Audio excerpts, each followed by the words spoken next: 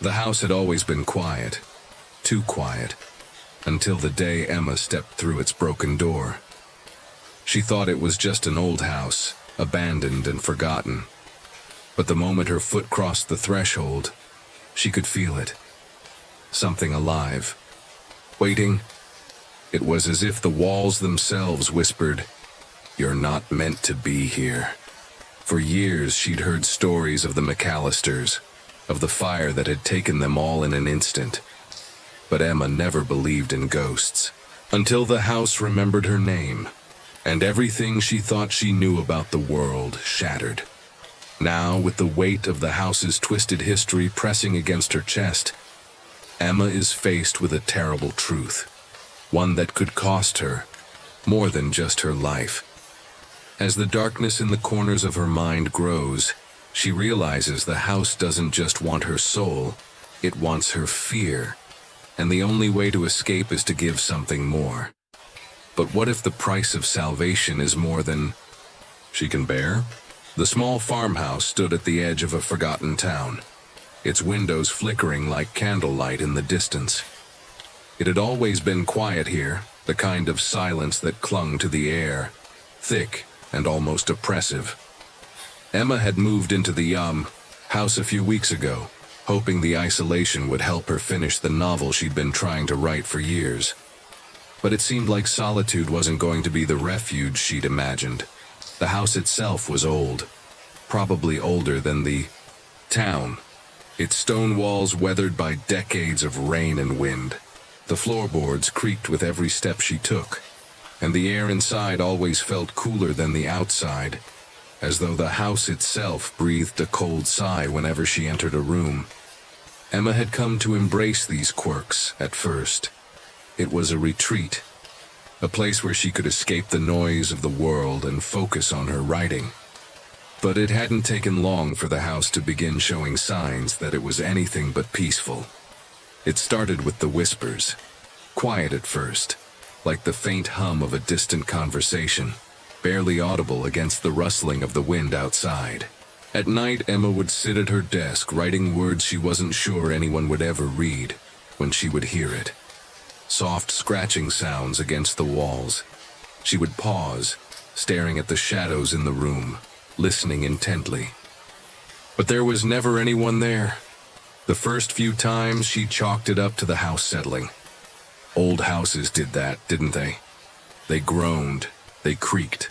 The wind swept through cracks in the wood, and the trees outside would scrape the side of the house.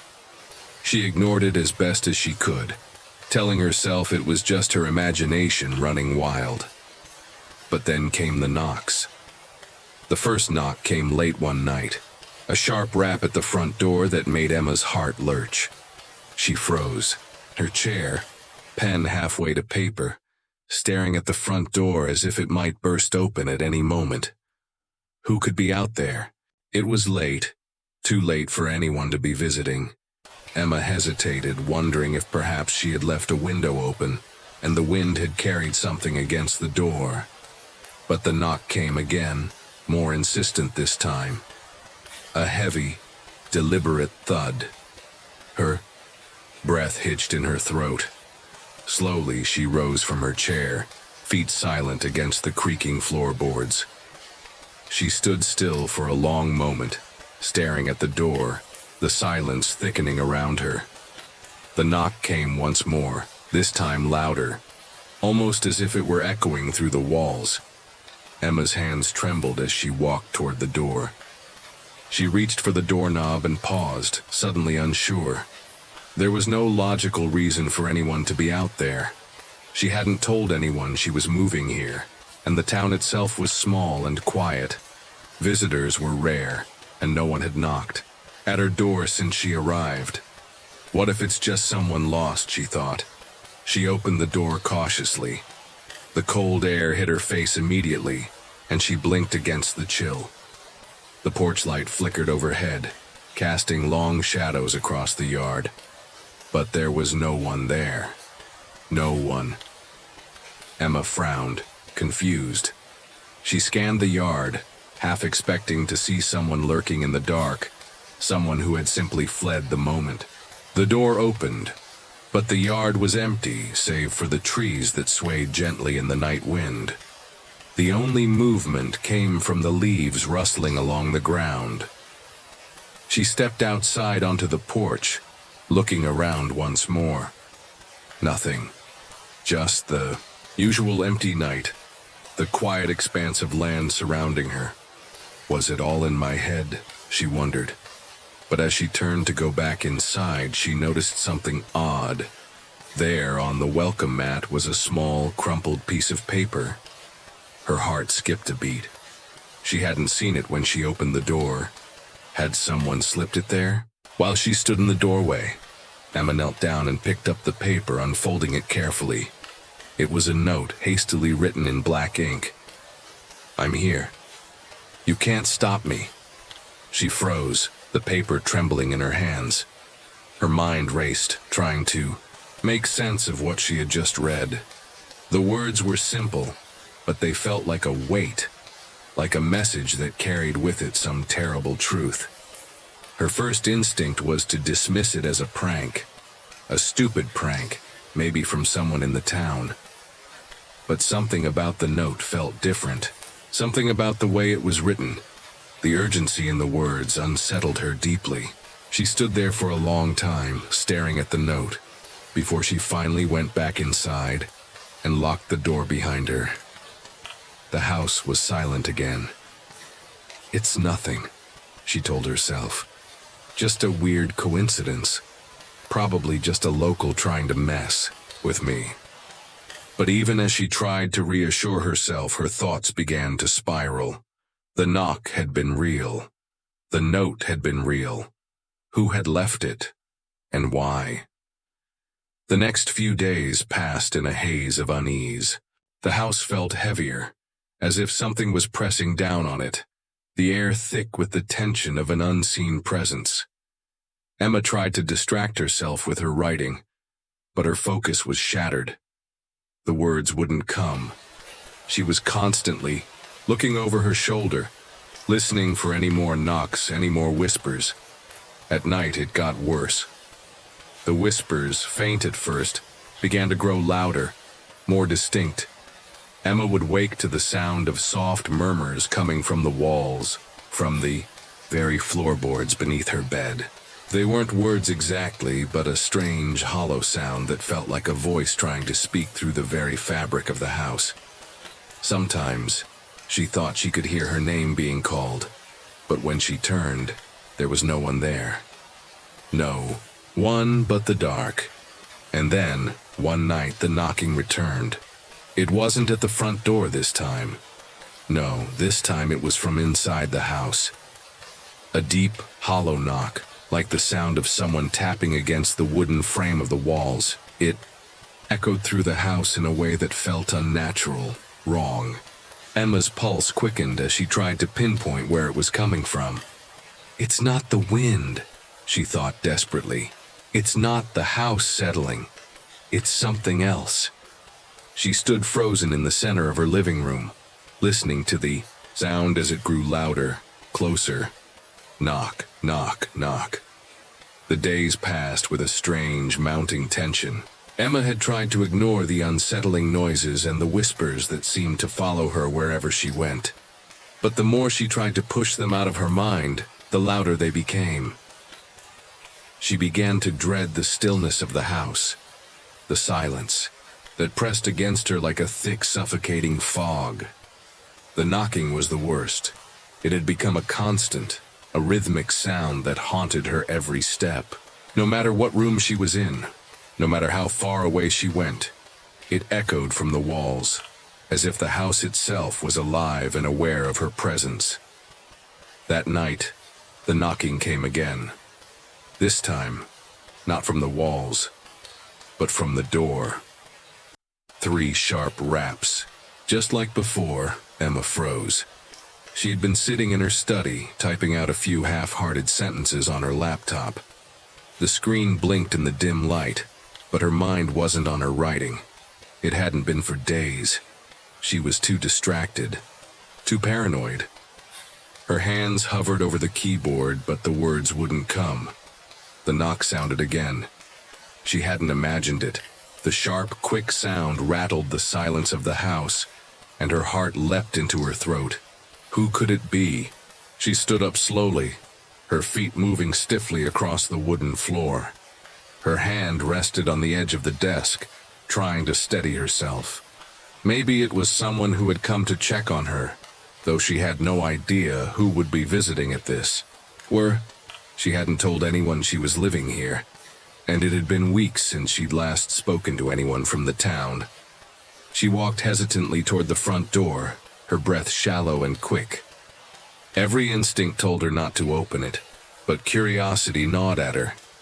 What was the source of the knock? What if it was someone in trouble? A lost traveler? A local who had wandered off the road? When she reached the door, she hesitated once more, staring at the brass doorknob in the dim light. Her pulse pounded in her ears. She grabbed the knob and twisted it slowly, then pushed the door open with a slight creak. Outside, the night air was sharp, cold. A thin layer of fog rolled over the yard, curling around the edges of the porch like ghostly fingers. The house loomed behind her, silent now, almost waiting. But there was no one there. Not a soul. Emma stepped out onto the porch, looking around in confusion. The mist made it hard to see, but she could make out the shapes of trees in the distance, their bare branches reaching into the night sky.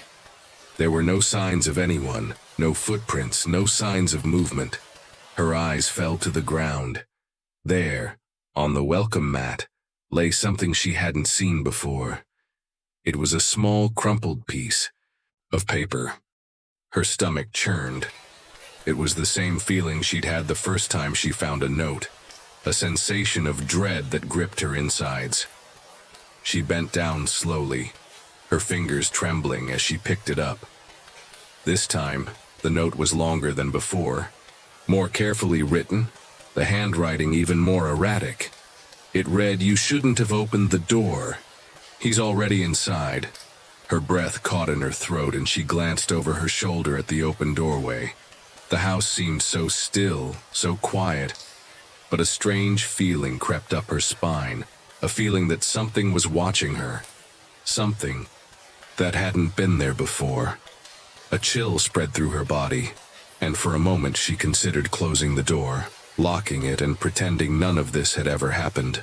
But she couldn't ignore the sense of unease that lingered in her chest. "He's already inside."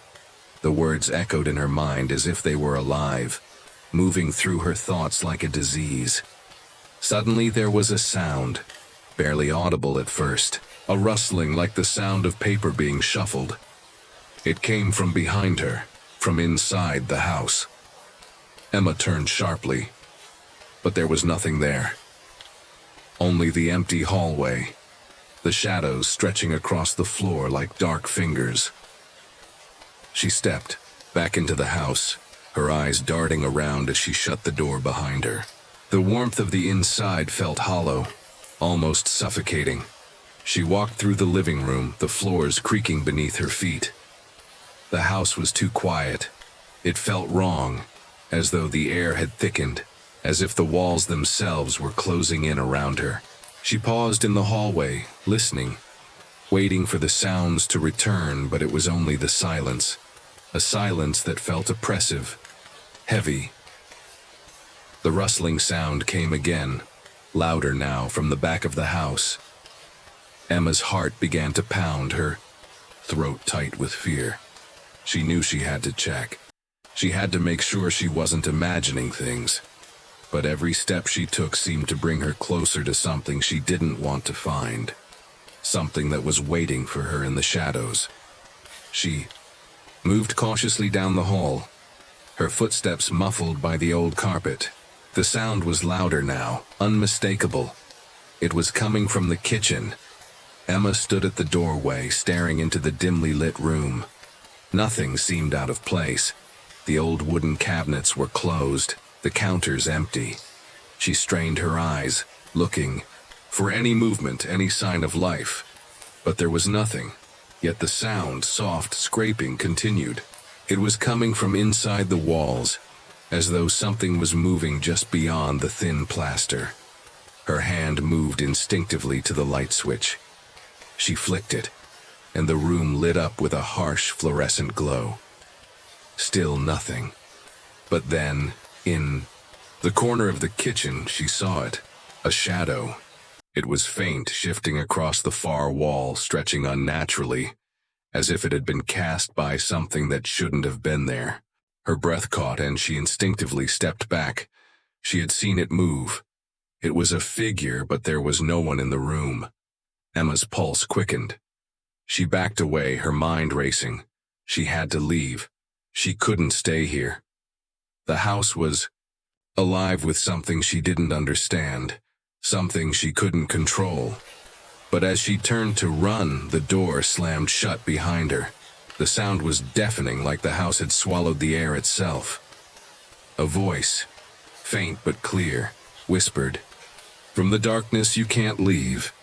The house felt suffocating now, every corner heavy with unseen eyes. Emma's every step echoed in the silence, a silence that felt less like peace and more like the calm before something inevitable. The knocking, the whispers, the shadows that seemed to move on their own. It was all too much. She couldn't escape it, couldn't outrun the suffocating fear that crawled into every crevice of the house. But even so, she tried to carry on. What else could she do? She had no one to turn to, no one who would believe her. The townspeople seemed distant and uninterested, the kind of place where people didn't ask questions, didn't want to know anything that might disturb the peace. But the peace had long since been shattered in Emma's mind. She was living in a nightmare, and every day it grew darker. The strange note, the one she'd found on the porch, had only added to her unease. "He's already inside." The words haunted her, gnawing at her insides like a poison. The house was alive with the presence of something malevolent. But what was it? Who was it? And why was it here? Despite her fear, Emma couldn't shake the need to know more. She couldn't just sit here in the dark, pretending it wasn't happening. So, she decided to do something she had avoided up until now. She would leave the house, just for a short time, just long enough to gather her thoughts, to get some air, to remind herself that there was a world beyond these walls. She grabbed her coat, pulling it tightly around her, as if the warmth could shield her from whatever invisible force haunted the farmhouse. She stepped out into the cold evening, her breath clouding in the frigid air. The town was quiet, almost too quiet. The few houses that lined the road were dark, their windows like empty eyes staring into nothing. As she walked down the dirt road, toward the small town square, she found herself glancing over her shoulder, half expecting someone, or something, to be lurking in the shadows behind her. The fear was insidious, creeping into every thought, every motion. But there was nothing. The streets were empty. She spent a few hours in the local cafe, trying to push the unease out of her mind. She drank a cup of coffee, spoke to the owner, about nothing important. But every time she glanced at the clock, she couldn't shake the feeling that she was being watched. The sensation was becoming too familiar, too constant. She couldn't escape the thought that something, or someone, was waiting for her back at the farmhouse. When she finally returned, the sun had set, and the sky was a dark canvas filled with stars. She expected the house to be as it always was, quiet, empty and still. But as she stepped onto the porch, she noticed something was wrong.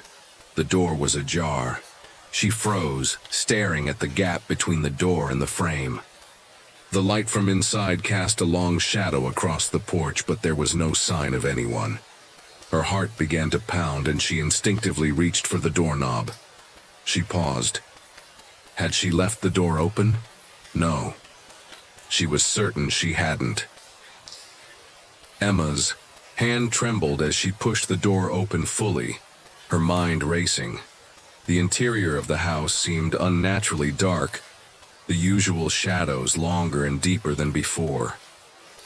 She took a step inside, glancing around, trying to reassure herself that she was imagining things. But the door had been opened. The house felt wrong, even more so than before. The air was colder, and the silence seemed to press against her ears.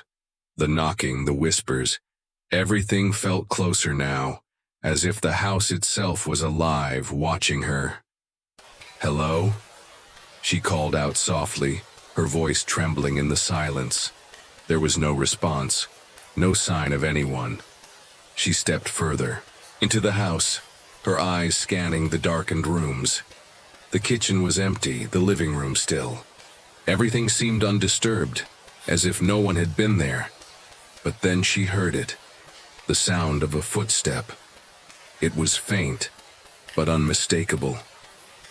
Emma's breath caught in her throat. It was coming from upstairs. She froze, her heart racing. "Who's there?" A figure appeared at the top of the staircase.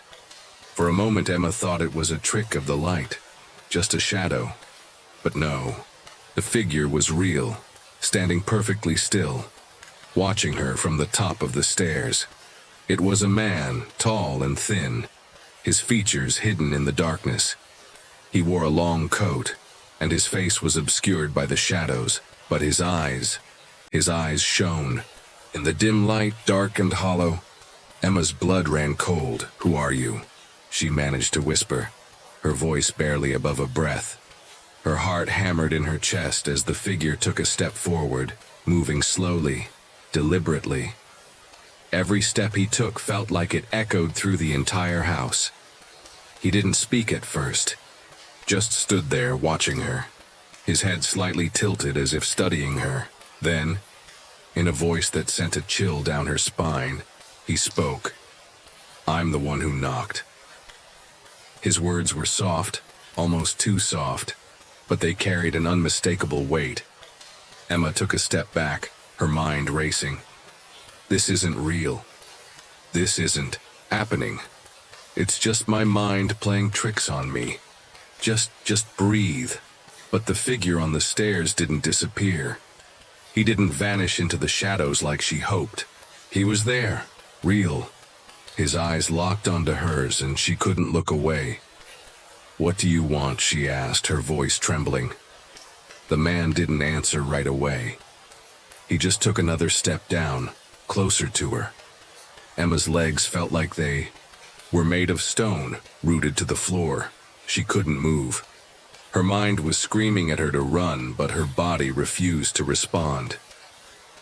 "I've been waiting for you," the man said, his voice low, almost melodic. "I've been waiting a very long time." Emma swallowed hard. "Waiting for me? For what?" He smiled, a slow, almost amused expression that didn't reach his eyes. "You opened the door, didn't you? Now you're mine." Her blood ran cold. The words hit her like a physical blow. She wanted to scream, to turn and flee, but something was keeping her in place. Something invisible, something suffocating. The man took another step forward, and as he did, the air in the room seemed to grow colder, the darkness deeper. "I told you," he whispered. "I'm already inside." The house felt different the next morning, though Emma wasn't sure why. The chill in the air seemed to have seeped into her bones overnight, a coldness that lingered even in the sunlight. She woke with a start, the image of the man on the stairs, still fresh in her mind. His hollow eyes, his unnerving smile. It was as though they were imprinted on her brain. She rubbed her face, trying to shake the lingering sense of dread, but it clung to her like a second skin. It was almost as if he had never left, as if the very presence of the man had infected the house, leaving an unseen mark. Forcing herself to go through her usual morning routine, Emma made coffee and sat by the window in the kitchen, staring out at the quiet, fog-covered yard. The sun was trying to break through the haze, but the mist clung stubbornly to the ground, leaving the trees and the overgrown garden cast in eerie silhouettes. As her gaze drifted across the yard, She felt it again. The weight of being watched.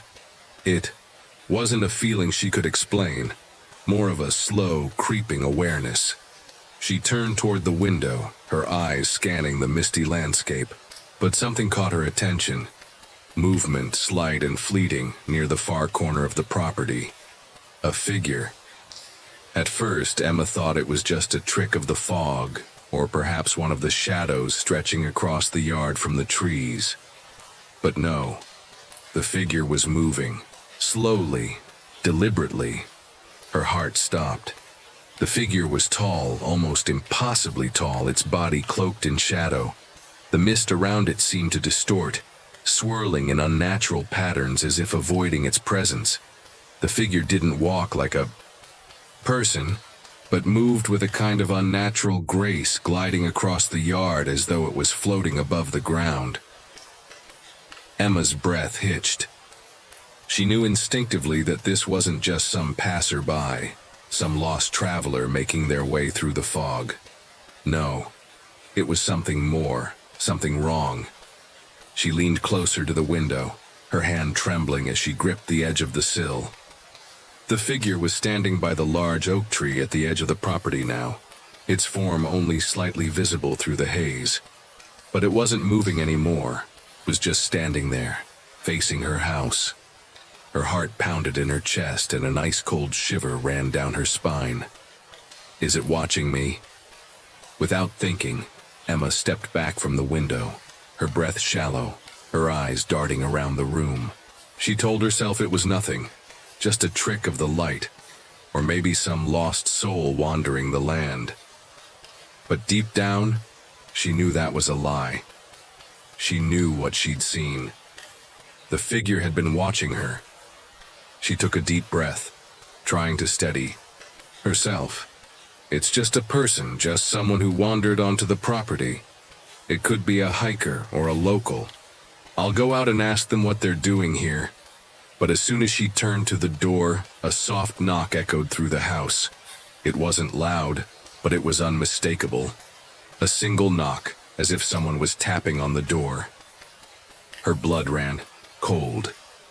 Without thinking, she moved quickly to the door, her mind racing. She reached for the knob, but hesitated before opening it. Her hand hovered just above the handle, the same dread she had felt last time filling her chest. She pulled the door, opened slowly, her heart racing. The yard was empty, no figure, no trace of movement. Just the same misty, fog-choked silence. Emma's breath escaped in a shaky sigh, her pulse still pounding in her ears. She stepped out onto the porch, the cold air biting at her skin. The world around her was quiet. Too quiet. The fog had thickened, wrapping the house in an unnatural stillness. She looked around the yard, searching for any sign of the figure she had seen. But there was nothing. The trees were still. The garden was overgrown, just as it had been the day before. It was nothing, she thought. Just my mind playing tricks. But as she was about to turn back inside, a movement caught her eye. Near the far edge of the property, right where the figure had been standing earlier, there was something new, a small crumpled object. It was lying in the grass, half hidden by the fog, barely noticeable unless you were looking for it. Emma's heart skipped a beat. It was a piece of paper. The same kind of paper that had appeared at her doorstep the night before. Without thinking, she walked toward it, her legs moving as though they had a mind of their own. She bent down to pick it up, her hands trembling as she unfolded it. The words were written in the same hurried, scrawling handwriting as before. It read, "He's closer, now." He's at the door. The chill that had been creeping down her spine intensified, spreading through her like a slow-burning fire. She looked up, scanning the yard once more. Still, there was no one there. But the knocking returned. It was soft at first, like a whisper on the wind, then louder, a steady, rhythmic thud coming from inside the house. It was coming from the walls, from the door, from every corner of the room. A knock, then a pause, another knock and another. Each one made her heart race faster. Who is it? She turned to face the house, her eyes wide in terror. Then something shifted in the window. It was, subtle at first, the faintest of movements, a shadow stretching across the curtain. She squinted, trying to make sense of it. And then she saw it. A face. A figure was standing just inside the window, barely visible through the glass. Its face was pale and gaunt, eyes hollow, staring directly at her. The figure didn't move, didn't blink. It just stood there, watching her. Emma's breath caught in her throat. She backed away from the door, her hands pressed to her chest, her mind racing with panic. No, no, no. Her eyes never left the window, never left the hollow eyes of the figure. It was a face she knew but couldn't remember. It wasn't the man from the stairs. No, this face was different. It was familiar in a way that made her sick. The knocking grew louder, more frantic, as if it was urging her to open the door, as if something was waiting. The figure in the window smiled, and then it began to move. Emma couldn't breathe. The figure in the window had moved, its gaunt face contorting into a smile that seemed to stretch too wide, too impossibly far. She watched, paralyzed, as the figure slowly began to lift a hand toward the glass, its fingers curling in a mocking, deliberate motion, as if beckoning her forward. The cold outside seemed to seep into her very bones, the air growing thick, almost suffocating. She couldn't look away. The smile in the window widened, then split into a grin that twisted grotesquely. Emma's throat tightened with panic. Her legs felt like lead, too heavy to move. The knocking in the house continued, louder now, frantic, its rhythm changing as if demanding attention, as if something was trying to break through. She finally tore her eyes away from the window, gasping for air as if she had just surfaced from underwater. The house felt smaller somehow, the walls closing in on her. But that wasn't the worst part. The whispers had returned. They were low at first, soft, unintelligible murmurs that seemed to rise from the very foundation of the house itself. But as she stood frozen in place, they grew louder. The words were no longer just whispers. They were voices, many voices, all layered over each other, each speaking in hushed tones. The words tangled, overlapping, impossible to understand. "Who's there?"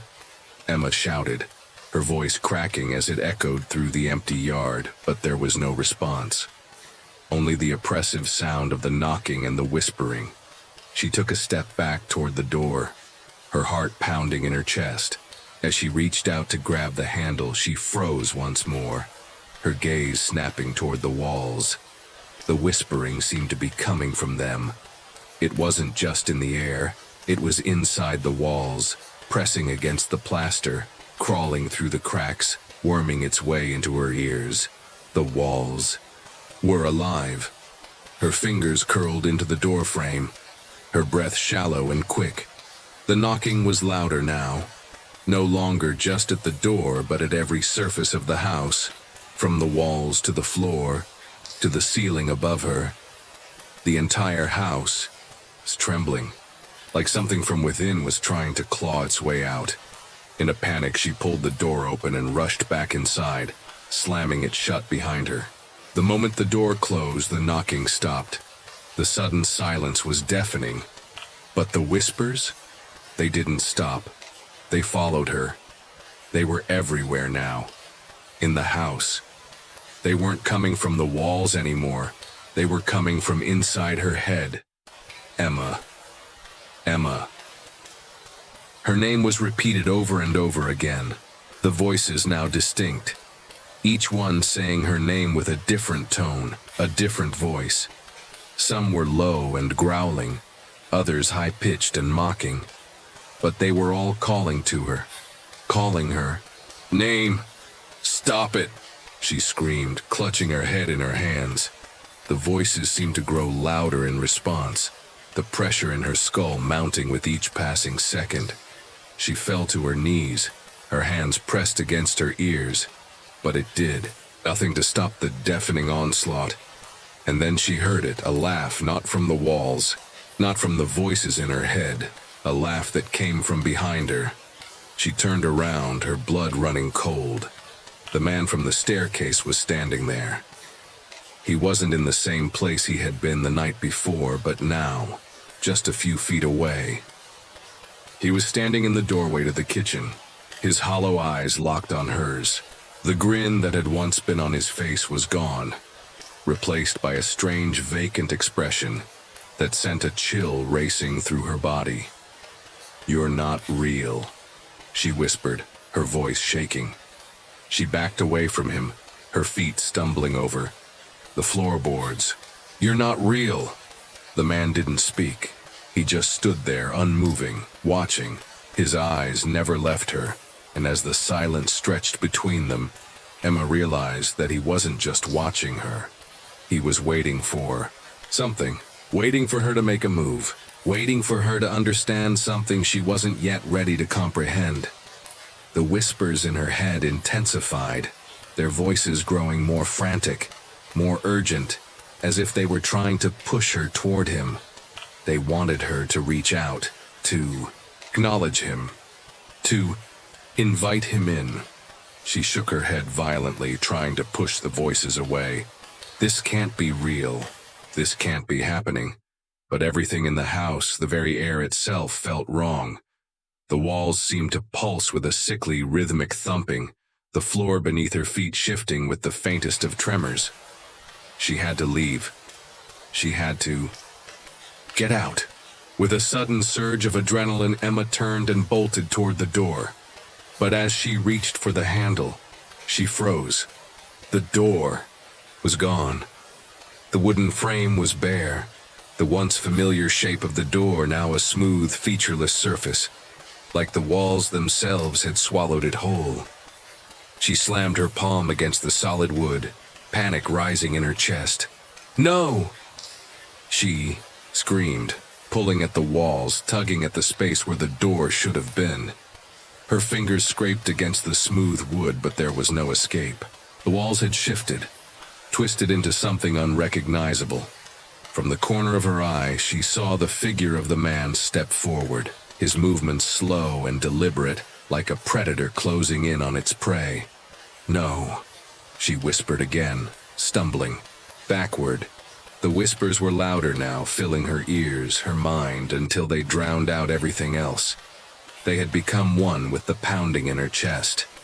"You opened the door," the man's voice crooned, his voice too smooth, too perfect. "Now you're mine." Emma backed into the kitchen, her eyes wide in terror as she searched for any way out. But the walls seemed to be closing in on her, growing tighter, smaller. The house was alive, and it wanted her. She collapsed to the floor, her mind racing. The whispers, the laughter, the knocking, it was all part of it. It wasn't just the man on the stairs. It wasn't just the figure in the window. It was the house. The house itself was alive, and it had been waiting for her all along. Her chest heaved with desperation, and she finally understood the truth. She wasn't just trapped in a house. She was trapped in a nightmare. The whispers grew louder, and then everything went silent. The silence was suffocating.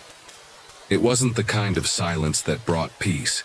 It was a stillness that pressed down on her chest like an invisible weight, crushing her with each passing second. Emma's breathing slowed, her chest rising and falling in shallow, ragged bursts. The house, now eerily quiet, seemed to watch her, its walls waiting for something she wasn't sure she could bear. The man from the stairs had vanished. The whispers had stopped, but that only made it worse. Every corner of the house felt like a trap, every creak of the floorboards beneath her feet like a warning. Her body shook with the need to run, but the reality of her situation was clear. There was no escape. The door was gone, swallowed whole by the walls. There was no way out, no way to leave. She was stuck. The air in the room had changed. It wasn't just colder. It felt heavy, laden with the past, with something old, something ancient. The longer she stood there, the more she felt it. The sense of being watched, of being trapped, had grown unbearable. But it wasn't just that. It was the feeling that she had been here before, that this wasn't the first time something like this had happened. But she didn't know why.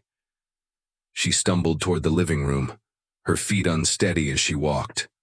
Her hands brushed against the walls for support, but as she moved, the house seemed to shift around her. It wasn't just the absence of the door anymore. The very layout of the rooms felt wrong.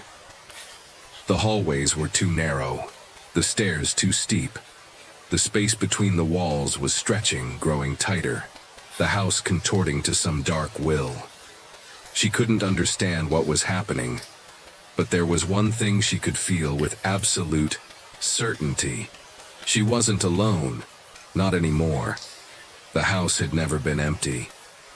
With trembling hands, Emma reached for the old family portrait hanging crookedly above the mantel. Her fingers brushed the edges of the frame as she stared at the faded photograph of the family that had once lived here, the McAllisters. The faces were blurry with age, but the figures were unmistakable.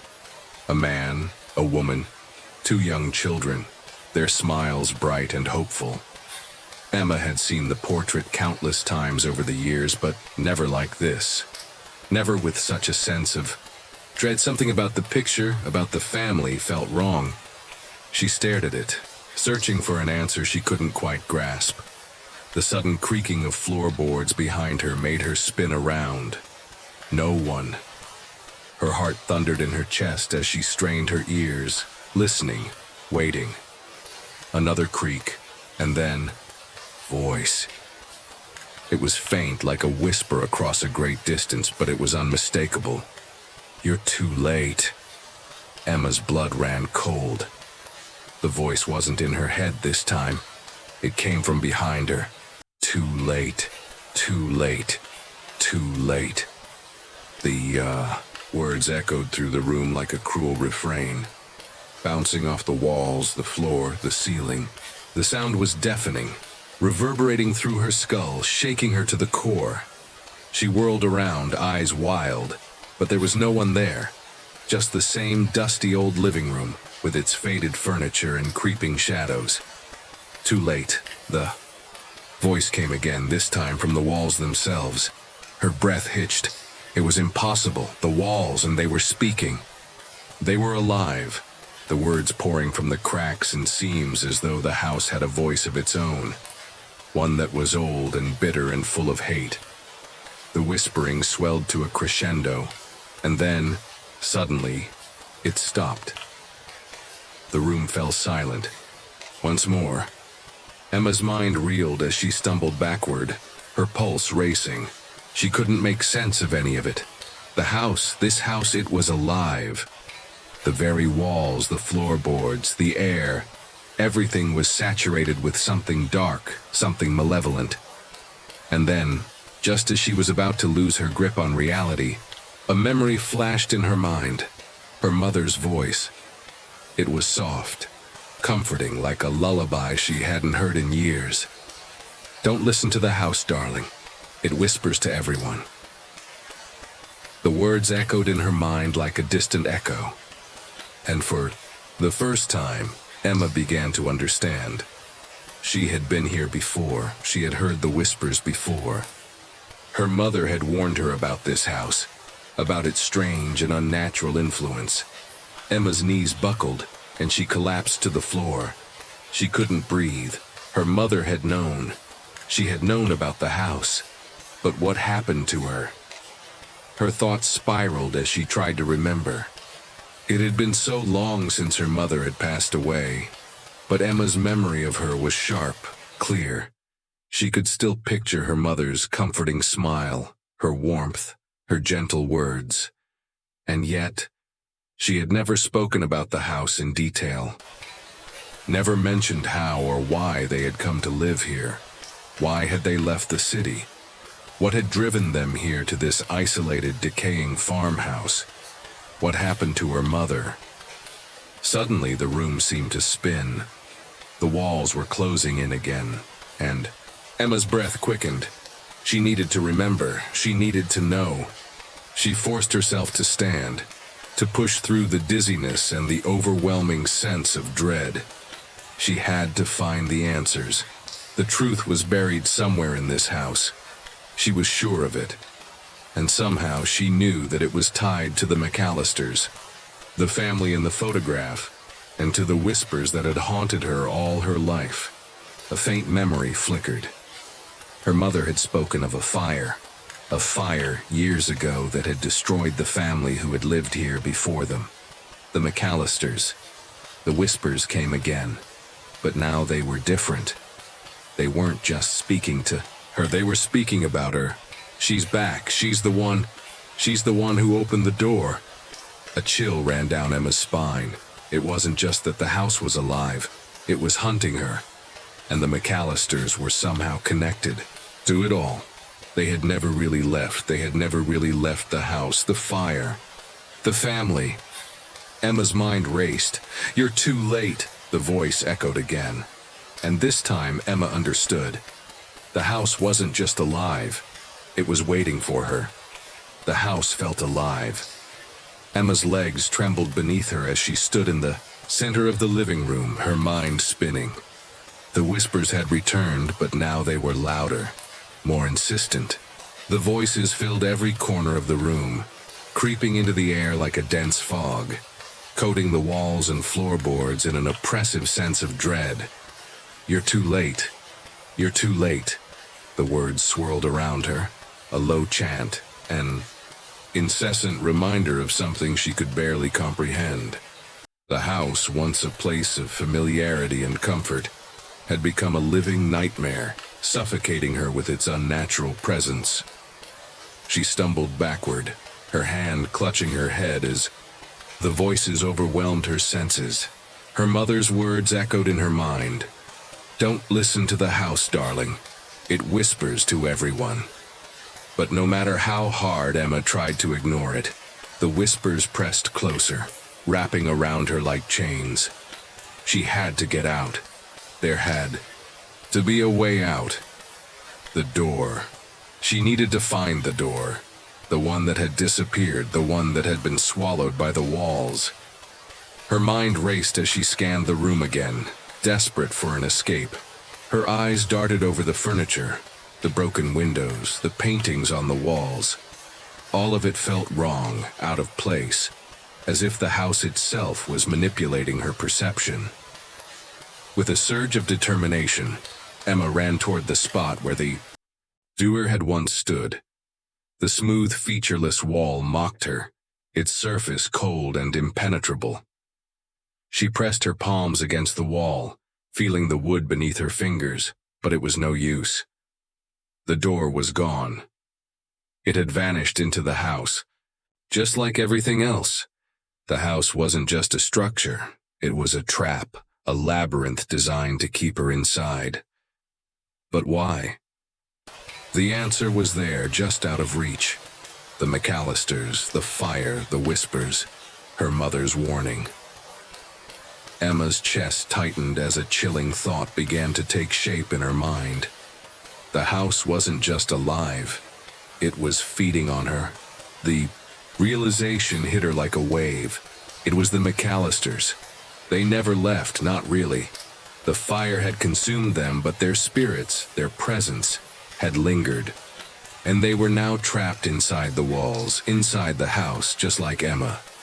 The whispers were their voices, their souls, lost and desperate. They had tried to warn her, tried to reach her. She wasn't the first to fall into this trap, but she would be the last. "You opened the door," the voice whispered again, closer now, as though it was inside her very soul. "Now you're ours." Emma recoiled, but there was nowhere to go. The walls were closing in, the floor beneath her feet seemed to shift, as if the house was rearranging itself. The house had no boundaries anymore, no real structure. It was a thing of darkness, a creature with no mercy. The door. Her mind clung to that one thought. The door. The door that had once been the only way out. But she couldn't escape. Not like this. Not until she understood. Her eyes flickered to the old family portrait again. The McAllisters, the fire. She needed to know the truth. She needed to understand how they had died. She had to find the basement. Without thinking, Emma rushed out of the living room and into the hallway. The house seemed to pulse around her, the walls groaning, the floor creaking beneath her. It was as if the house itself was aware of her movement, watching her, waiting for her to make the wrong choice. The basement was the key. She reached the stairs. The old wooden steps groaned under her feet, the air growing colder as she descended into the darkened depths of the house. The walls felt close here, oppressive, and as she stepped deeper into the shadows, she could hear the faintest sound, a scraping like nails on wood. Emma, Emma, her name. She stopped, breath catching in her throat. The whisper was so soft, so gentle, it almost felt like a caress. But she knew better. It was one of them, one of the McAllisters. She had heard this before, that same voice, a long time ago. She couldn't place it, couldn't remember the face, but she knew it was familiar. The house was calling her, pulling her deeper into its labyrinth, coaxing her to uncover the truth. The basement door stood in front of her now, a dark, yawning opening in the center of the floor. Emma's breath fogged in the cold air as she hesitated for a moment. She could feel the weight of the house pressing in on her, could hear the whispers now more clearly, more urgently. But she was beyond fear now. She had no choice. With a shaky breath, she stepped through the doorway. The basement was dark, darker than she had expected. The air was thick with dust, the ground uneven beneath her feet. The low, ominous hum of the house seemed louder here, more concentrated. She could feel the walls vibrating, almost alive with the energy of something ancient, something old. At the far end of the basement, a faint light flickered, casting distorted shadows across the stone walls. Emma took a step forward, her heart thumping in her chest, the hairs on the back of her neck standing on end. The light. There was something about it that called to her. She didn't know why, but she knew she had to go toward it. As she moved closer, the light grew brighter, and the shape of a door began to materialize in front of her. The door. It was real. It wasn't an illusion. It was a door. The door she had been searching for. Her heart raced as she reached for the doorknob. But just as her fingers brushed the cold metal, the house gave a violent shudder. The door slammed shut. The lights flickered out, and the whispering began again. You opened the door. You opened the door. It's too late. A sharp, anguished cry echoed from deep within the walls, and Emma's blood ran cold. She wasn't alone. The McAllisters weren't just trapped in the house. They were waiting for her. The darkness was suffocating. Emma's breath echoed in the blackened basement, her heart thundering as she stood frozen. The door that had appeared before her now sealed shut. The whispers in the air grew louder, more frantic, swirling around her like 1,000 desperate voices trapped in the walls. You opened the door. You opened the door. Her fingers still pressed against the cold metal of the doorknob, but the door refused to budge. It was no longer just a door.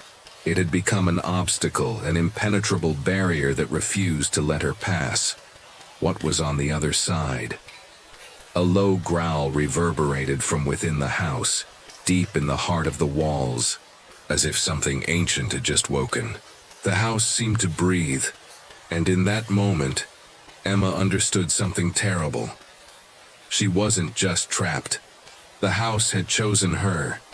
She had always been meant to come here, to open the door, to face whatever nightmare lay within. The temperature in the basement dropped.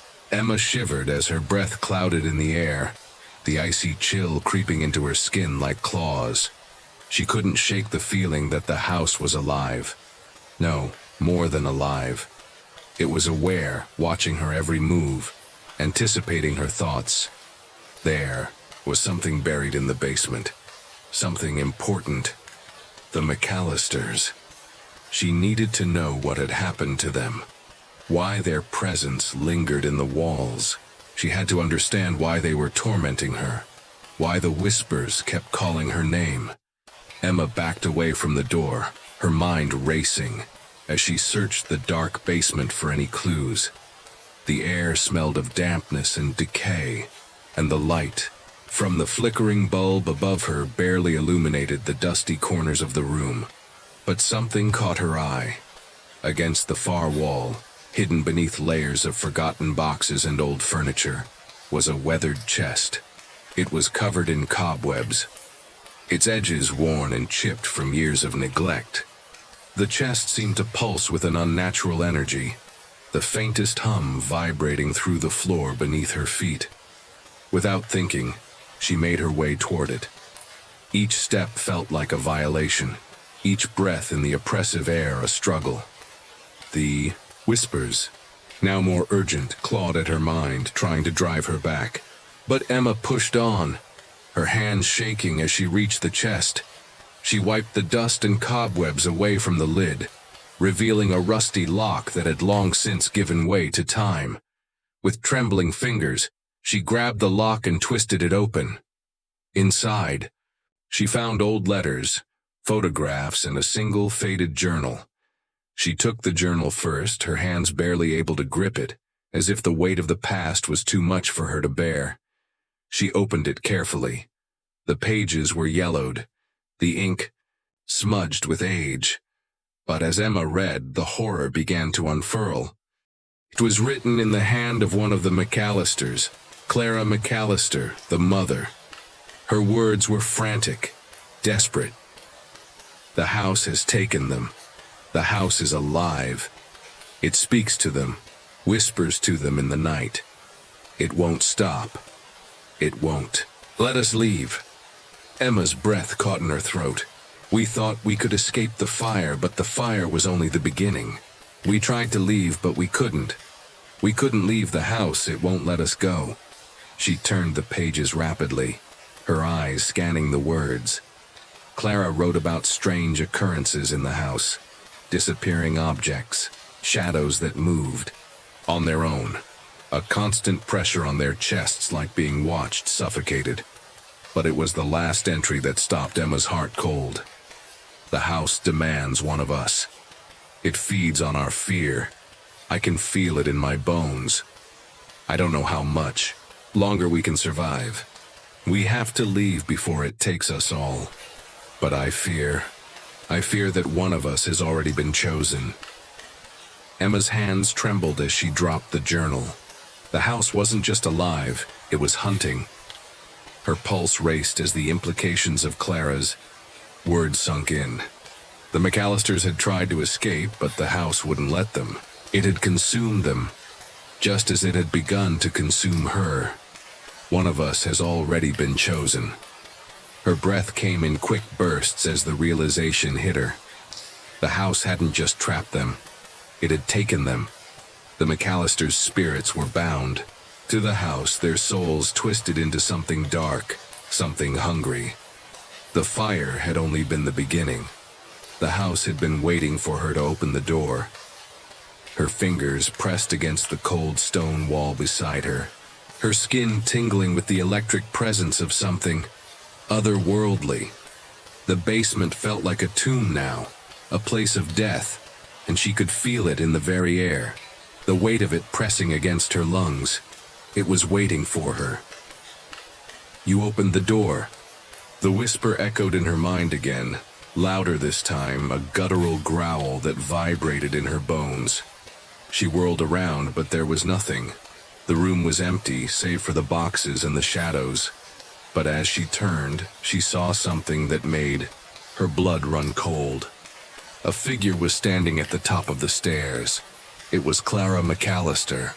Her face was gaunt, her eyes hollow, her skin stretched tight over her bones, as though she had been dead for years. But her presence was unmistakable, familiar. Clara's mouth was slightly open, her eyes fixed on Emma with a kind of pleading desperation. "Help us," she whispered, her voice weak, cracking as if it were coming from miles away. Emma's heart pounded in her chest.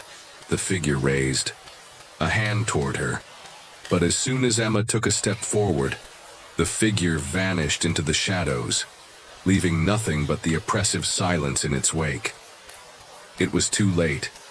The house had chosen, and Emma was its prize. The whispers grew louder, their voices filling the room as the air grew thick with the presence of the McAllisters. They were everywhere now.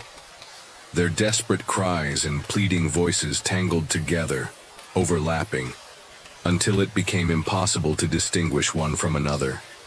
And then, through the clamor, Emma heard a new sound, a low, grinding noise. The floor beneath her feet shifted. The walls groaned. The house was moving, it was changing again, but this time there was no escaping. The house was alive. Emma could feel it in the very marrow of her bones, the way it shifted, the way it breathed around her. The walls seemed to pulse with a rhythm all their own, slow and insistent, like the beating of a dark heart. She had opened the door. She had called the house to her, and now it was demanding her soul in return. Her eyes darted around the basement, but Clara McAllister's ghostly figure had vanished, swallowed back into the dark shadows. The silence that followed was suffocating, thick with the weight of the house's hunger. But then the whispers returned. "You opened the door. You opened it for us." The voices, now a choir of tormented souls, reverberated through the air, each one soaked in sorrow and fear. Emma staggered backward, her hand still pressed against the wall as the world seemed to collapse around her. Every inch of the basement was alive with the cries of the McAllisters, their anguish spilling out of the very fabric of the house. "It's not over. It will never be over," they wept in unison, their voices rising to a terrifying crescendo. The walls around her began to twist, the edges of the room blurring as though reality itself were beginning to fray. The house was moving, reshaping, pulling her deeper into its labyrinthine depths. The very air in the basement grew heavier, thicker, and Emma could feel the weight of it crushing her chest, each breath a struggle. "You can't leave. You are one of us now." The words were clear now. They weren't whispers. They were commands. A deafening roar filled the room, the sound of the house itself protesting her defiance, shaking with the fury of ancient, unstoppable forces. The floor beneath her cracked open, a black void appearing where the earth had once been solid. Emma screamed, stumbling back, but there was nowhere to go. The walls closed in on her. The door that had once appeared now a mere illusion, something the house had created to lure her in, only to trap her in its web. The basement felt like the belly of some enormous, ravenous creature, and Emma was its prey. Her mind raced, heart pounding in her chest. She had to escape, she had to do something. Her eyes flicked to the journal she had dropped moments ago. The pages of Clara McAllister's frantic writing still burned into her mind. "We have to leave before it takes us all. One of us has already been chosen." The words danced in her mind like a chant, a maddening rhythm that only grew louder. The house was speaking to her, its ancient hunger rising to a fever pitch. And then Emma realized something terrible. Clara had known. She had known the house wasn't just haunted, it was alive, feeding on its inhabitants, bending them to its will. It didn't matter how many people had tried to escape. It was always waiting, always seeking a soul to claim. And now it had. Found her. She was the one, the chosen. Her breath caught in her throat as a figure appeared before her. A dark silhouette in the corner of the room. The shadows around it writhed, twisting, as if the house itself were giving birth to this thing. A monster made from the bones of the past. It stepped forward, its form slowly becoming clearer.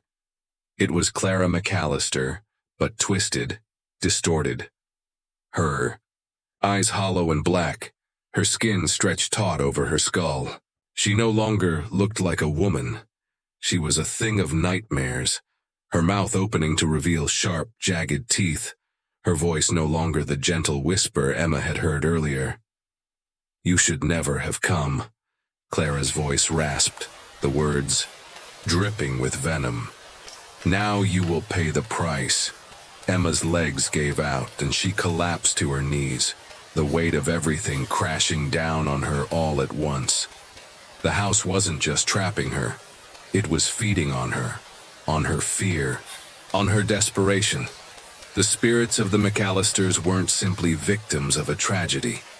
They were the house's servants, twisted and bound to its will, their souls trapped forever in the dark hunger of the place. And now Emma would join them. "No," she whispered, tears streaming down her face. She could feel the pressure inside, her chest as if the house were trying to pull her apart to claim her. I won't be one of you." But Clara only grinned, her face contorting into something far worse than anything Emma had seen. Her voice came again, now full of malice. "There is no choice. The house has already chosen you. You are its price." The ground beneath Emma's knees trembled, and the shadows in the room grew deeper, swirling around her like a storm. The house was closing in, squeezing her until she couldn't breathe, couldn't think. The walls pulsed with dark energy, the air thick with the stench of rot and decay. In that moment, Emma knew what she had to do. She couldn't fight the house. It was too powerful, too old. She could feel it now, the weight of centuries of torment and hunger pressing down on her. But there was one thing she still had, her will. She had to make a choice. She had to sacrifice something. Her eyes found the chest again, still half open on the floor, the journal lying beside it. In her mind, she could hear Clara's voice, not as a whisper, but as a scream. "It takes what? Needs. It feeds on your soul. There's no escape, no freedom, only darkness." And then it hit her. The journal. The key was in the journal. The McAllisters had tried to escape, but they didn't understand the price. Clara had written about the house feeding on fear, but the truth was darker. The house didn't just feed on fear. It fed on sacrifice. One soul, one life. And that was how the McAllisters had died. They had tried to escape, but they hadn't understood. They hadn't known that the house required a sacrifice to break free. But Emma could stop it.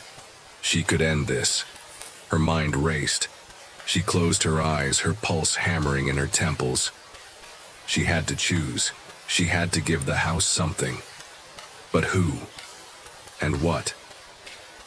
The whispers grew louder, the pressure suffocating. She didn't have much time. One life, one soul. Give it up and you'll be free. With a cry that tore at her throat, Emma stepped forward, her hand reaching into the shadows. The house was hungry, but so was she. The house had become a living, breathing nightmare. Every inch of the walls, every creak in the floor, seemed to hum with an otherworldly energy, pulsing like a heart that had no mercy. The darkness in the basement, once just a void, now felt suffocating, all-encompassing. The whispers had become a chorus, the voices of the McAllisters and countless others, their souls twisted by the hunger of the house. But Emma had made her decision. She had understood what needed to be done. The house, with its insatiable hunger, demanded a price. And to end the cycle, to break the hold it had on her, someone had to give. She wasn't just the house's prey. She was its last chance, its final meal. The room seemed to warp around her, the walls bending like living things. Stretching and contorting, the shadows loomed larger, more oppressive. And at the heart of it all stood Clara McAllister's twisted form, her gaping mouth stretched wide in an unnatural grin, her eyes hollow pits of despair. "There's no escape," Clara crooned, her voice an echo of the house's ancient hunger. "You will join us, Emma. You will be ours." Emma's heart pounded in her chest, but her resolve was unwavering. She had come too far. The McAllisters' voices clawed at her mind, their cries for release, for an end to the torment. She could feel their souls, trapped and broken, forever bound to this place. But they were not the true enemy. The house itself was. It was the monster. The price for freedom was a soul. Her soul. Emma knew now what she had to do. She had to give. Herself. Not just her fear, not just her heart, but her very self. The house would feast, but in doing so, it would finally be satisfied. The curse would be lifted. The McAllisters, those poor souls trapped here for so long, would be free. But that freedom, that salvation, came at a cost. Her life. With trembling hands, Emma reached into her pocket and pulled out the silver locket her mother had given her when she was young. It was a small thing, insignificant to most, but to Emma it had always been a symbol of protection, of love. The locket had been a constant in her life, something to hold on to when the world felt too dark. But now, it felt like a tether, one that had kept her grounded in the world of the living, but one that she would have to sever to break free. "You are the last sacrifice, Emma." Clara's words cut through the air like a blade, but Emma didn't flinch. She closed her eyes, the weight of the locket heavy in her hand.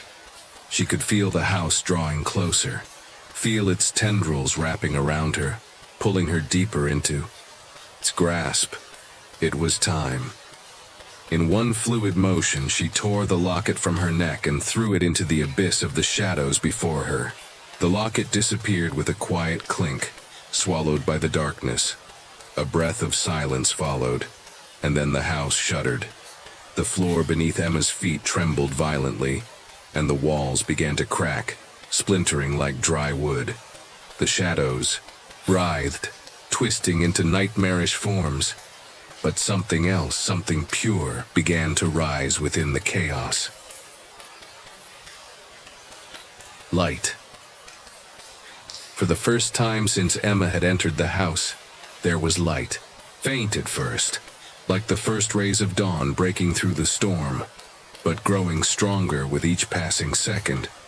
The voices of the McAllisters, the countless souls trapped within the walls, began to fade. The whispers became softer, less desperate, until they were nothing more than a distant memory. The walls of the house shook and the air grew thin, the oppressive weight lifting from Emma's chest.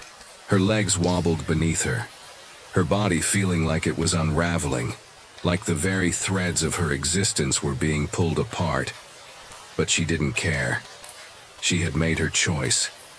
She had saved them. A blinding light filled the room, so bright that it seemed to consume everything. And for a brief moment, Emma thought she might be dead, that the light had taken her, just as it had taken the McAllisters. But then, as the light dimmed, she found herself standing alone in the basement, the oppressive shadows gone, the house's twisted form now completely absent. The walls were no longer alive. The floor, once cracked and broken, was smooth, solid beneath her feet.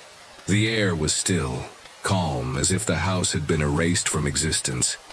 The spirits were gone, and so was the house.